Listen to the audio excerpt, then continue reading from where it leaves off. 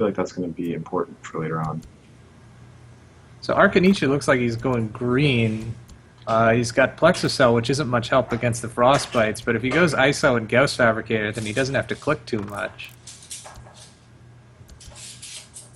Yeah, I Yeah, think this is Arca's plan the whole time is whenever he can get things that he doesn't have to click and are efficient, he goes for it. it's a So good bullet strategy. yeah, and he's also constantly allowing himself to be breached and he doesn't care, and it seems to work a decent amount of. Yeah, I tend to completely fall apart in bullet games when I have like three sets of units that I need to click, and especially when I run out of supply of something and I have to like switch strategies. Yeah, because you forget that you are about to run out of the units. Yeah, I just don't have time to readjust. Yeah. So Arkanishu's getting up that, 150 HP backline. It's good to see.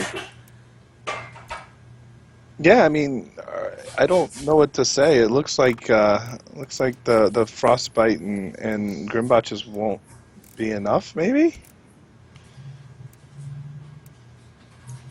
Well, they got breached. That's not good.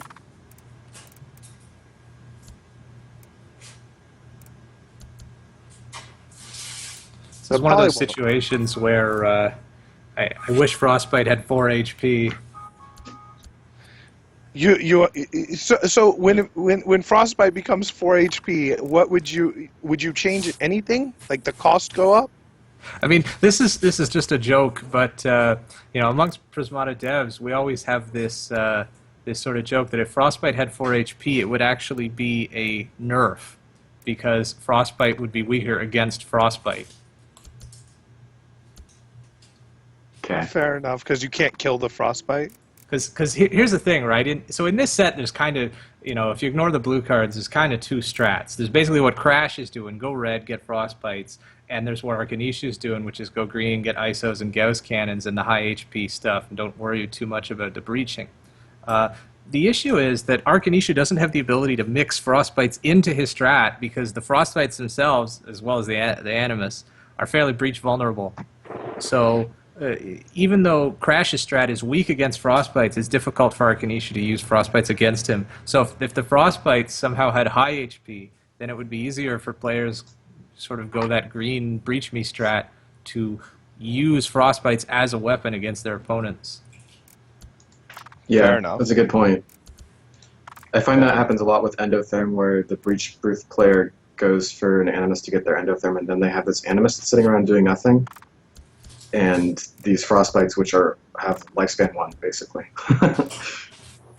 Yeah. Yeah, well, we had in testing when we nerfed Cryo Ray. One of the things we tried was making it 1 HP instead of 2 HP, and it actually made it stronger for that reason.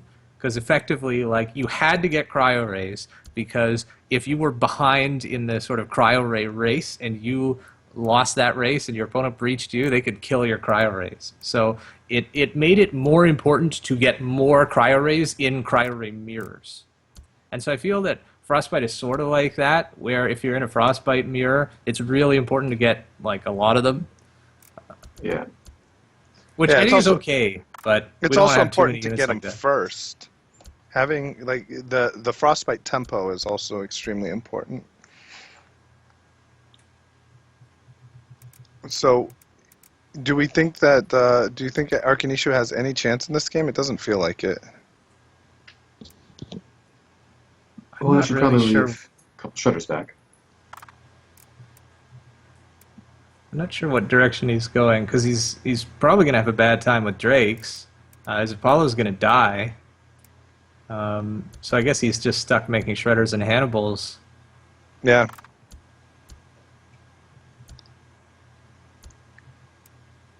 Which I think has to be losing for him. I can't imagine that that's a winning play for him.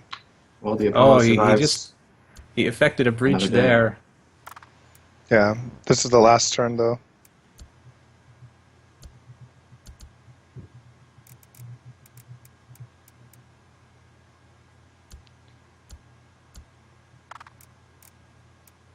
I mean, I think at this stage he's relying on Crash not playing optimally in order to win, but I mean, I Yeah, don't but Crash necessarily has think done. Crash is. I Yeah, feel like Crash is he's in. ahead, actually. You feel like Arkanishu's ahead right now? Yeah, he has like double the damage, more maybe more. It's just insane the amount of damage he has. And Crash has had this opportunity the whole time to chase after his economy, and he's ignored it because he's been forced to defend. Oh, that's a mistake right there. He built one too few force Force fields. fields, yeah. So Yeah, Arkanishu with the frontline strats takes the game. There it is. I mean, I think Crash played a great strat, but you got to execute it perfectly. And Arkanishu's strat is so much easier to execute, requires so much less APM. Yeah.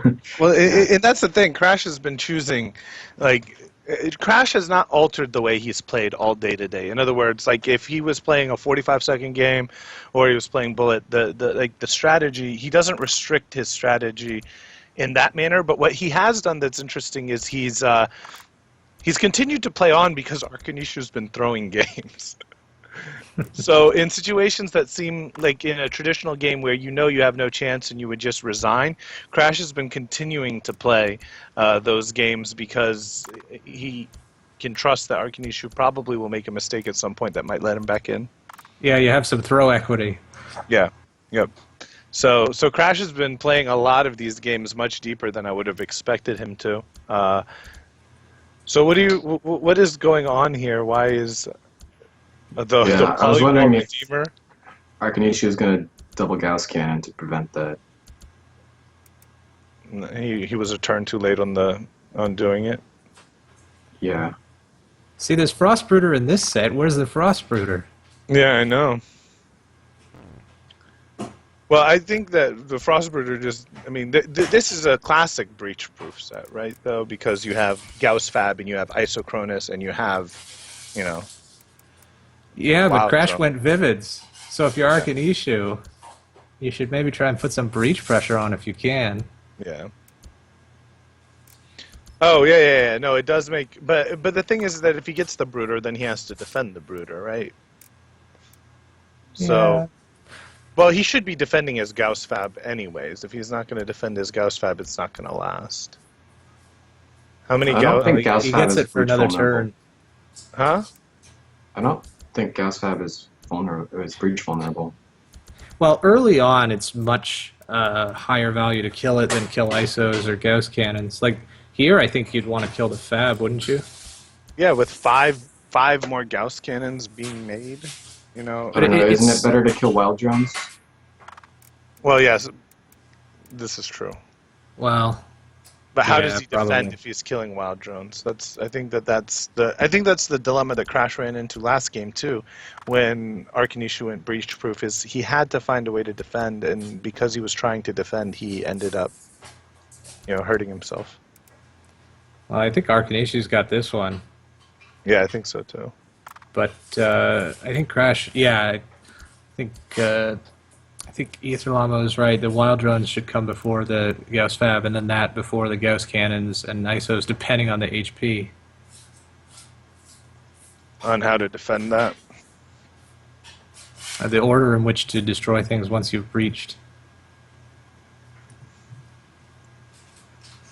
One thing we actually did, we took a lot of care with when we were designing some of the breach-proof units, is made sure that the order in which you kill them didn't end up too screwy. Because if ever you want to kill the attackers before you want to kill the workers, then the game often becomes one of like which person's supplies run out first. Yeah. So we always try and engineer it so that you still want to kill the workers first, even though you're going breach-proof and the workers have higher HP. Yeah, it's better value to kill any kind of drone than to kill like Gauss cannons. But there's a supply issue that factors in sometimes. So if it's like really high econ, you might want to kill the Gauss cannons just because of the supply. So this is interesting. I was asking the chat earlier, this play here, the double Scorchilla, who did this recently on a stream? Debelange. It was DB, wasn't it? He did it in Well, Masters. Debelange did it in Masters League. Yeah, that's what I thought. I thought that I've this, definitely played this. Yeah. It's I very hadn't. much like it's like the old Player 2 Scorchilla Yeah. Rush, back when Scorchilla used to cost 7 and had build time 1, with the Yeah. exception of you end up with 2 less drones. It's substantially weaker, but it's still playable in sets where you got a lot of support. Yeah, I this think is not it's pretty exactly good a with set. perf. Yeah, it's probably good. I mean, so Arkanishu successfully pulled this rush off earlier, but the set had a lot more support. The set had, what did he have in it? He had Feral Warden and he had Protoplasm. So it worked much better than it Yeah. did this time. I like to go for the player 1 Scorchilla Rush, which I think it has like 2 more drones than the player 2 Rush, but it's a half turn later. So here we got a Okay, guys. Frostbite set. I really gotta go. All right. Have fun. It was fun. Later, guys. Take care. Yeah. See you around. So we got Antima Comet in this set. Have these guys been pulling that off? Yeah, they've been running a lot of Antima. Like they when they've had the opportunity, they've built Antima. Antima's not that hard to pull off in Bullet, I don't think, right? Yeah, no, it's not. Resifor, there've been a couple attempts at Resifor, but not really. It hasn't really worked. What I've been really surprised is I haven't noticed a whole lot of like chieftain trains. Like a lot of the value plays that you tend to make in a traditional speed don't seem to be happening in these games. They just haven't, I guess, had the time to figure out how to do it properly. I think Crash missed a crucial Odin attack. He could have prevented. Well, I don't know. Maybe he could have just forced out a force field, but it was like a really good attack with the Odin. Yeah, because there was only the Xeno up, so he didn't have to defend it.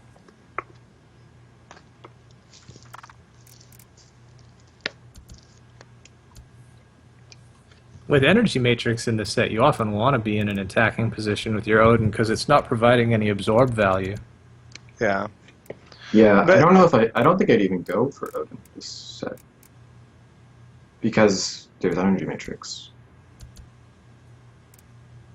You would just be building Tarsiers behind an energy matrix with like Chieftain. I mean, you Grim don't even Botch. have to get an Energy Matrix. There's Xeno Guardian, so you can just avoid going double blue. You can get Xeno, and you can start your Frostbite and Grimbotch spam way earlier. Yeah. Grimbotch can be a little weak if there's Frostbite around, but yeah, that's probably a good strat. So, would you have triple droned or would you have just gone natural conduit as P2?